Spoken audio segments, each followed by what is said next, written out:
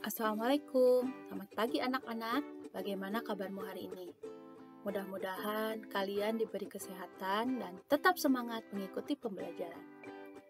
Hari ini kita masih belajar tema 1, organ gerak hewan dan manusia. Subtema 2, manusia dan lingkungan, pembelajaran ketiga. Alam Indonesia dikenal sangat indah dan kaya akan berbagai sumber daya alam. Tidak heran jika banyak wisatawan dari berbagai negara tertarik dan datang ke Indonesia.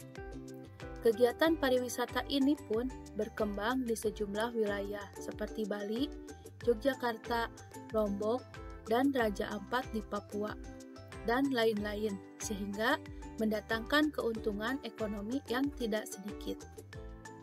Tuhan telah menganugerahi negara ini berupa hutan, sungai, danau, gunung, pegunungan, lembah, dan padang rumput yang sangat memesona. Ingatlah, keindahan dan kekayaan ini tidaklah semua negara memilikinya. Banyak negara yang sebagian wilayahnya hanya berupa padang pasir, hamparan es, atau padang rumput. Kenampakan alam pada bentang alam Indonesia merupakan salah satu yang terlengkap di dunia. Laut, pantai, dataran rendah, lembah subur, padang rumput, sungai, danau, bukit, pegunungan, hingga gunung dapat ditemukan di Indonesia. Bentang alam di Indonesia sangat bervariasi. Masing-masing wilayah memiliki karakteristik masing-masing yang membedakan dengan wilayah lain di Indonesia. Ayo, kita kenali negerimu lebih dekat lagi. Bentang alam Pulau Papua secara umum. Pulau Papua adalah pulau berbatasan langsung dengan negara Papua Nugini. Pulau Papua merupakan bagian dari wilayah Indonesia Timur. Pulau Papua juga merupakan pulau terbesar di Indonesia dan termasuk pulau terbesar kedua di dunia setelah Pulau Greenland. Sebagian besar, daratan Papua masih berupa hutan belantara. Lebih dari 71% wilayah Papua merupakan hamparan hutan-hutan tropis yang sulit ditembus, karena terdiri atas lembah-lembah yang curam dan pegunungan tinggi. Puncak tertinggi di Indonesia berada di Papua, yakni Puncak Jaya Wijaya, yang sebagian puncaknya ditutupi salju. Bentang alam wilayah Indonesia yang bervariasi tidak terlepas dari keadaan iklim di Indonesia.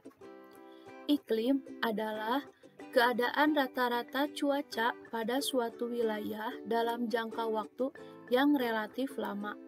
Adapun cuaca adalah keadaan suhu udara, tekanan udara, curah hujan, angin, dan sinar matahari pada waktu pendek dan tempat tertentu.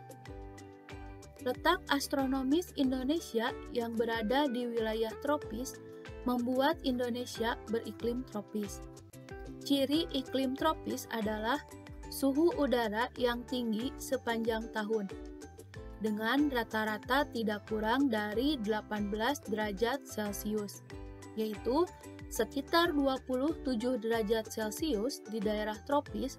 Tidak ada perbedaan yang jauh antara suhu pada musim hujan dengan suhu pada musim kemarau. Ciri iklim tropis lainnya adalah lamanya siang dan malam hampir sama, yaitu 12 jam.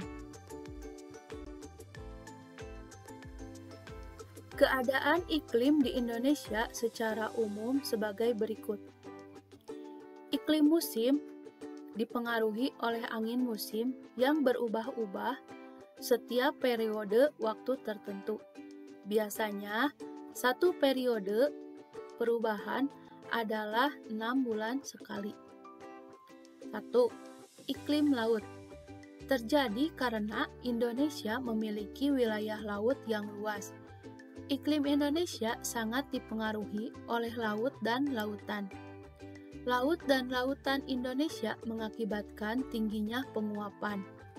Wilayah yang memiliki tingkat penguapan yang tinggi juga akan memiliki curah hujan yang tinggi. Kedua, iklim panas. Terjadi karena Indonesia berada di daerah tropis. Suhu yang tinggi mengakibatkan penguapan yang tinggi dan berpotensi untuk terjadinya hujan. Untuk menentukan ide pokok dan kalimat pengembang, yuk kita simak teks bacaan berikut. Beragamnya flora dan fauna Indonesia. Indonesia sangat kaya dengan keragaman flora dan fauna. Keanekaragaman hayati Indonesia bahkan termasuk 3 besar dunia bersama dengan Brazil di Amerika Selatan dan Zaire di Afrika. Jumlah spesies tumbuhan di Indonesia mencapai 8.000 spesies yang sudah teridentifikasi dan jumlah spesies hewan mencapai 2.215, terdiri atas burung, reptil, mamalia, dan kupu-kupu. Banyak faktor yang menyebabkan kaya dan beragamnya flora dan fauna di Indonesia, seperti iklim. Iklim memiliki peranan penting bagi persebaran flora dan fauna di setiap daerah. Dalam iklim terdapat faktor kelembaban, suhu udara, dan angin.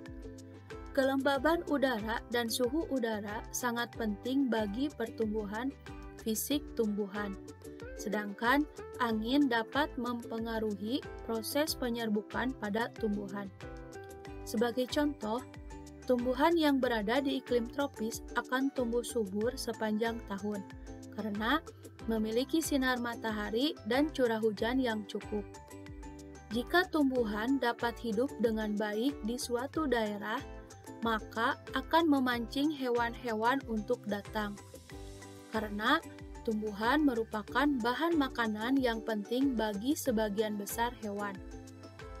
Bukti dari pernyataan tersebut dapat dilihat dan dibandingkan antara daerah dengan curah hujan tinggi seperti Indonesia dibandingkan dengan daerah gurun yang curah hujannya sangat kecil. Keanekaragaman flora dan fauna di Indonesia jauh lebih banyak dibandingkan dengan keanekaragaman flora dan fauna di daerah gurun. Faktor penyebab kaya dan beragamnya flora dan fauna di Indonesia adalah tanah. Tingkat kesuburan tanah, suhu tanah, dan daya serap air berpengaruh pada baik tidaknya tumbuhan. Tentunya, pertumbuhan tanaman di daerah yang tingkat kesuburan tanah, suhu tanah, dan daya serap airnya baik akan berbeda dengan daerah yang tingkat kesuburan tanah, suhu tanah, dan daya serap airnya kurang baik. Contoh perbedaan yang dikarenakan karakteristik kondisi tanah ini dapat dilihat dan dibandingkan antara hutan di Kalimantan yang subur dengan hutan di Nusa Tenggara. Air juga merupakan faktor penting yang menyebabkan kaya dan beragamnya flora dan fauna di Indonesia.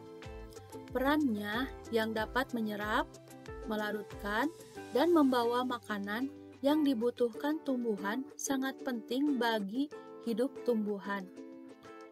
Flora yang ada di daerah dengan curah hujan yang rendah memiliki keanekaragaman yang juga rendah dibandingkan dengan daerah yang memiliki curah hujan tinggi. Selain iklim, tanah, dan air yang merupakan faktor abiotik, ada juga faktor biotik yang mempengaruhi kaya dan beragamnya flora dan fauna di Indonesia, yakni manusia. Manusia dengan ilmu dan pengetahuan serta teknologi yang dimilikinya dapat mengembangkan varietas atau jenis-jenis flora dan fauna baru. Begitu juga dengan tingkat mobilitasnya atau pergerakan. Manusia bisa membawa dan menyebarkan flora dan fauna dari daerah satu dengan daerah lain. Di sisi lain, manusia juga mempengaruhi keberlangsungan hidup flora dan fauna. Pembangunan rumah, pembukaan lahan, penebangan besar-besaran, perburuan liar, serta pencemaran lingkungan adalah contoh perilaku dan sikap manusia yang bisa mengancam keberadaan dan keberlangsungan hidup flora dan fauna. Faktor biotik selain manusia adalah hewan dan tumbuhan itu sendiri. Hewan dan tumbuhan juga dapat mempengaruhi keragaman flora dan fauna. Misalnya, dapat kita lihat dari rantai makanan dan sistem penyerbukannya. Kaulinan barudak di Tatar Sunda kacida reana. Dina bagian ti heula geus dipidangkeun kaulinan cingciripit. Ayeuna urang medar deui kaulinan barudak sejenna keur ngajembaran wawasan hidup. Nu kahiji congklak. Disebut kaulinan congklak teh lantaran pakakas nu dipakena congklak. Ari congklak teh dijieuna tina kai, panjangna kira-kira 40 cm, lebarna kira-kira 15 cm. Luhurna make logak sababaraha hiji, aya nu 10, aya nu 12. Unggal logak dieusian ku kewuk, siki salak, batu, jeung sajabana. Lobana 7 siki. Cara ulina pilih genti, tepi kasiki congklak beak atau arasup kana logak indung.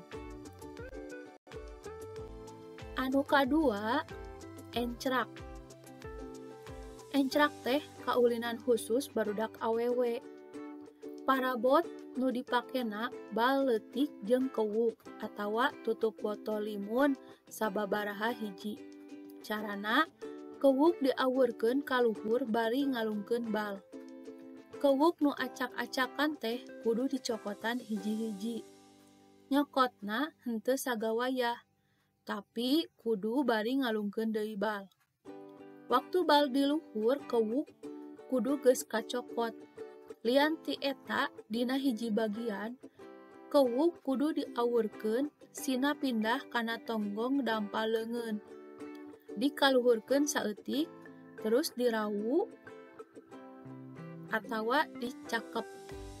Dina kaulinan encrak biasana diperlukeun batur duaan atawa tiluan. Anu katilu engkle. Dina kaulinan engkle teh digunakeun batu. Biasana baladan duaan atawa tiluan sewang. Carana mimiti nyieun heula tanda dina taneuh, make rokrak, cangkang kerang atawa tutup botol limun. Lian ti nyieun tanda kudu nyieun gurat sababaraha meter jauhna tina tanda.